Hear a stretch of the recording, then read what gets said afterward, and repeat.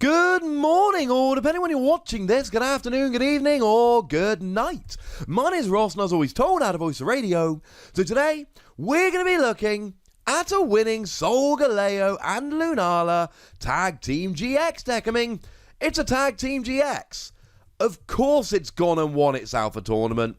Why would it not have gone and won its Alpha Tournament? Shout out to the lovely Code64X for showing me this deck over on Twitter. A lovely chap who is rather gosh darned helpful indeed. So, it all revolves around Solgaleo and Lunala Tag Team GX, as you might suspect that it would. So starting off then, it really does all revolve around Solgaleo and Lunala. A very, very powerful new card. It's not one of my favourite from the set, but you can see it's got, well, frankly, raw unbridled power. Whack 4 energy on, do 230 damage. Alright, you're not allowed to use that attack during your next turn, but it's pretty much exactly the same as Reshiram and Charizard's attack, and that hasn't hurt them, so I think we're good. There is a GX attack here, 200 damage if you play Lily's Resolve during this turn. During your opponent's next turn, prevent all effective attacks, including damage, done to all of your Pokemon in play. So it basically gives you a turn of complete immunity, which is kind of nice. Really here, all you're doing is stacking energy on, doing 230 every turn, and absolutely smashing. Except, 230 isn't enough. 230 doesn't one-hit KO Reshiram and Charizard, it doesn't one-hit KO Pikachu and Zekrom, doesn't one-hit KO Garchomp and Giratina. To put it simply, it doesn't KO the Tag Team GXs, which is not ideal. So basically, we've got two things that make this from a, oh, that's kind of cool, to, oh, that could work kind of deck. And the main one we've got here is Spell Tag. And I did suggest this during the Solgaleo and Lunala, when it was, revealed and I analysed it. Spell Tag you attach to a Psychic Pokemon, and if that Psychic Pokemon is KO'd by damage from an opponent's attack, you get to drop 4 damage counters anywhere you like.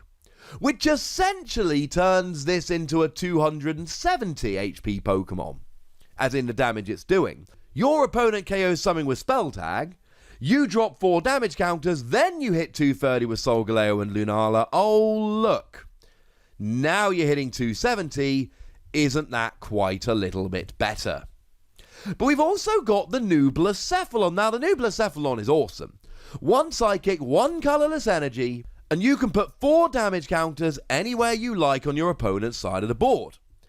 But if your opponent has exactly 3 prizes remaining, you get to drop 12 damage counters anywhere you like. Yeah, that's going to help. You get to essentially drop all the damage counters around, get everything in range of Solgaleo and Lunala, and then you roll. And that's how this deck really works. Solgaleo and Lunala is great, but it struggles a bit because it doesn't do quite enough damage. Post-rotation, both it and Reshiram and Charizard will. But the big difference here is that you can take advantage of Spell Tag and Blacephalon, and that'll help very nicely. Now, you get the energy on here with Malamar. Malamar's pretty gosh darned important. It says that once during your turn, you may accelerate 1 Psychic Energy from your discard to one of your benched Pokemon. This is how you get the energy rolling. You've got to play a 4/4 line. It's pretty gosh darned important. Now, there are a couple of other Pokemon we play here. One of them is Giratina, and I like Giratina. Giratina, I mean, you see it in every Malamar deck. It really provides 2 functions. Function number 1, it's a good non-GX attacker. Free energy, and it does 130 damage. It takes out a lot of non-GX Pokemon, and it only gives up 1 prize when it is KO'd. It is good at attacking non-GXs. It is also good as an attacker, being a non-GX, ergo pretty good as a non-GX attacker. It's a staple in Malamar decks. And then we've really just got consistency here. We're talking Tapu Lele, play it down, grab yourself a supporter card of any description, and a couple copies of Jirachi. When it's in the active, look at the top 5 cards of your deck, find a trainer card, put it into your hand. Frankly, ladies and gentlemen, when we get to rotation, we're going to be fine. The key Pokemon in this deck are Solgaleo and Lunala, Giratina, Blacephalon, Malamar, Jirachi. They're all going to survive the rotation. So it doesn't really matter. Yes, I know this is a pre-rotation list, but make no mistake about it. Post-rotation, you're going to be fine. Now, there are 2 other Pokemon in the deck. Well, 1, but there's 2 copies of it. I'll be honest with you, right? This is the image of the deck list we've got. It's not terribly clear, but apparently they are the new Necrozma. And the new Necrozma, it's really just a good... Now, in terms of energy, it's kind of interesting. We see a bunch of Psychic Energy, as you would expect, but we also see 1 copy of Weakness Guard Energy and 1 copy of Recycle Energy. Weakness Guard Energy is a single colorless energy that allows you to have no weakness. It's pretty good. It takes away your weakness, and especially with stuff like Mewtwo and Mew running around here, you are going to have plenty of Psychic decks, either Mewtwo and Mew, or people trying to hit Mewtwo and Mew for weakness. So, yeah, that's pretty good, ladies and gentlemen. That's pretty gosh darn good. To be able to take away your weakness is going to help very, very nicely indeed. Recycle Energy is just quite nice, because if it gets discarded from play, it goes back to your hand.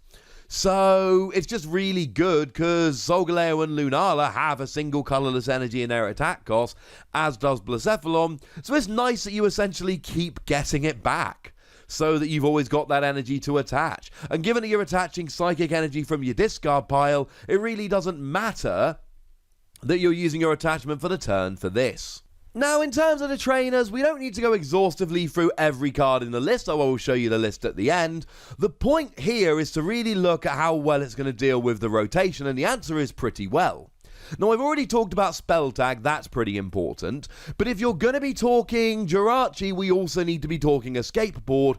That is pretty gosh darned important.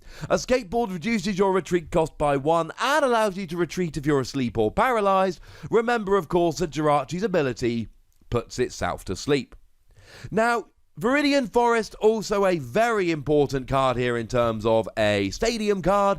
It lets you discard a card from your hand and then search your deck for a basic energy and put it into your hand. Good at grabbing an energy if you need to attach from your hand. Also good at getting energy in the discard pile so that you can accelerate using Malamar.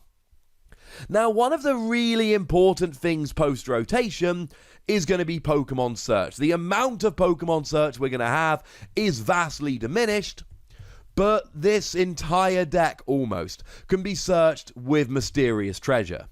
Now, annoyingly, you won't be able to get Jirachi. Every other Pokemon in the deck is Psychic type. You can't get Jirachi using Mysterious Treasure. Now, you don't need Jirachi here. You could play the deck without it, but it does give you a huge consistency boost. This particular list plays Nest Ball to get the Jirachi. That's not going to be possible post-rotation. You could think about something like Professor Elm's Lecture as an early game option, because it can grab both your Inkay and your Jirachi. That could be an option. You can also consider Professor Elm's Setting, which allows you to search for free Pokemon with, or Professor Oak Setting, free Pokemon with different typings that are basics and put them straight onto your bench, add in a Ditto Prism Star, and you are absolutely good to go. Grab a Ditto, a Malamar, and a Jirachi. That would work. There are other options post-rotation for your Pokemon search, but having Mysterious Treasure is a huge advantage.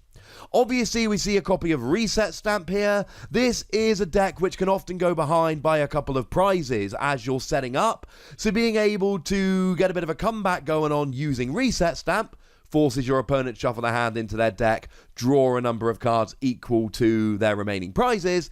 Yeah, that's pretty gosh darn good. That is going to really help you make a comeback if your opponent takes a lead, which they might with this kind of deck.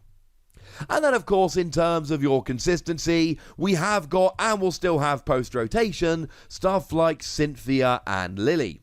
Now, obviously, you do need to play Lily's Resolve here, because Lily's Resolve is how you activate the GX attack. And remember, the GX attack gives all of your Pokemon immunity from attacks next turn, not just Solgaleo and Lunala. So you are definitely going to want to get it rolling at some point, especially given that you should get a KO. Does 200 damage, gives you immunity from everything next turn. That's pretty good.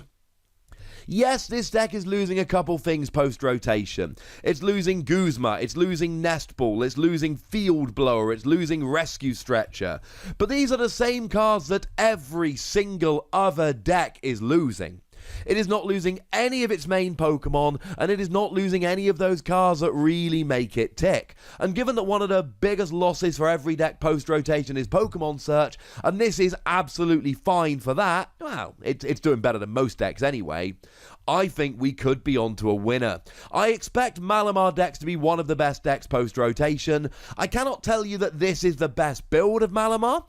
Garchomp and Giratina could well be a better build, and I think it probably is.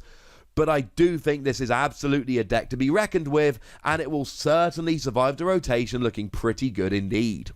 So I'd like to know what you think about this, ladies and gentlemen. Do you think this deck looks good? Do you think this is the best way to play Malamar? Go nuts in the comment section, but be nice. And then make sure you like this video, subscribe to this channel, follow me on Twitter at TheWazzy, and Twitch for some live action at twitch.tv/PTCGRadio. If you want to support the channel, get some bonus podcasts and all that, head on over to patreon.com/PTCGRadio, where you can do exactly that. And please do make sure you're checking out youtube.com/WazzyPlays, where we talk about a whole bunch of games that don't even have any Pokemon in. But by far the most important thing, as always, look after yourselves till next time. Thank you very much for watching. My name's Ross, and you've been watching PTCG Radio.